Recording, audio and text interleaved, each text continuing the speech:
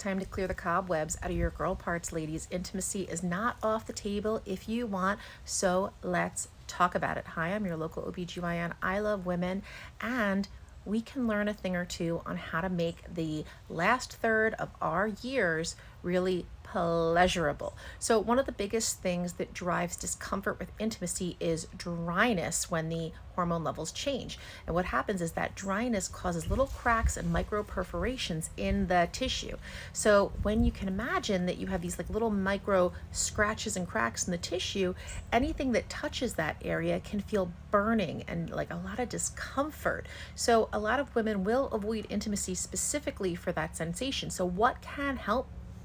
First thing, you want to use a lubricant with intercourse. So adding something in that glides on top of the tissue is really beneficial. So what are the things that glide? Coconut oil, Astroglide, KY jelly, things like that. Avoid stuff with perfumes or with a dye in it because it tends to increase the risk of potential infections. Now, if you want long-term benefit to the tissue down there that can again also help with intimacy and discomfort, you want to add moisture. Moisture gets into the tissue. So things that can moisturize that area are hyaluronic acid, which pulls water into the tissue, as well as things like Replens, Asphena. Also, things that can be beneficial are, again, estrogen.